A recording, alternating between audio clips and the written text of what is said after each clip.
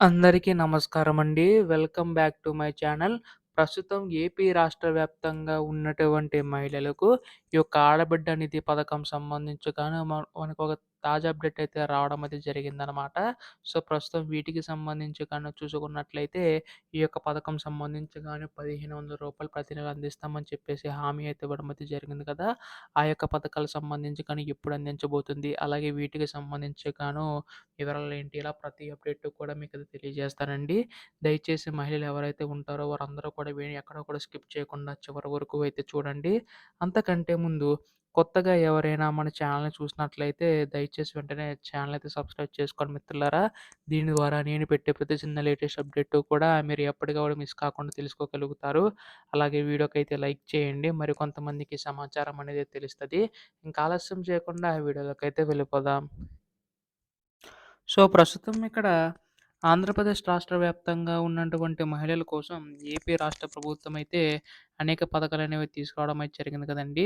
ఈ యొక్క పథకాలకు సంబంధించి గాని అందులో ఉచిత బస్సు పథకం కూడా మొన్న ఆగస్టు 15వ తేదీన ప్రారంభించడం అయితే జరిగింది కదా! అలాగే తర్వాత తల్లికి వందనం గాని, గ్యాస్ సిలిండర్ పథకం గాని అమలు చేసిందండి. ఇప్పుడు ఏపీ రాష్ట్ర వ్యాప్తంగా ఉన్నటువంటి మహిళలందరూ కూడా ఎదురు చూస్తున్నారనమాట. ఎప్పుడెప్పుడు ఈ యొక్క ఆడబిడ్డ నిధి పథకం సంబంధించి కానీ ప్రతి నెల రూ. 1,500 అందిస్తామని చెప్పేసి రాష్ట్ర ప్రభుత్వం తెలపడం అయితే జరిగింది కదా! హామీ అయితే ఇవ్వడం అయితే జరిగింది కదా! సో, ఎప్పుడు అందించబోతుంది? దీనికి సంబంధించిన అర్హతలు ఏంటి? అని చెప్పేసి చాలామంది అడుగుతున్నారండి. అయితే ఇక్కడ చూసుకున్నట్లయితే కేవలం అర్హత ఉన్న వారికి మాత్రం ఇచ్చే అవకాశం ఉందన్నమాట. ఆ అర్హతలు ఏంటో కూడా చెప్తాను. మీ దగ్గర కావాల్సిన డాక్యుమెంట్స్ అయితే రేషన్ కార్డ్ అయితే కలిగి ఉండాలండి. ఆధార్ కార్డ్ కలిగి ఉండాలి. తర్వాత ఈ యొక్క ఇన్‌కమ్ సర్టిఫికేట్ సంబంధించి కానీ చూస్తారనమాట. ఈ విధంగా కొన్ని చూసిన తర్వాత మీకైతే అందించే అవకాశం అయితే ఉందండి.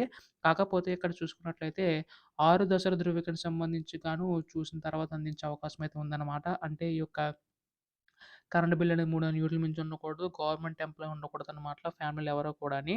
అలాగే 4 వీలర్ వెహికల్ ఉన్నా గాని వారికైతే రాకపోవచ్చండి. టాక్స్ ఎవరు కూడా పే చేయకూడదు. ఇలా మొత్తం ఈ యొక్క ఆర్థిక ధృవీకరణకు సంబంధించి గాని చూసిన తర్వాత మాత్రమే మీకు ఈ యొక్క ఆడబిడ్డ నిధి పథకం సంబంధించి కానీ రూ. 1,500 అందించే అవకాశం అయితే ఉందన్నమాట.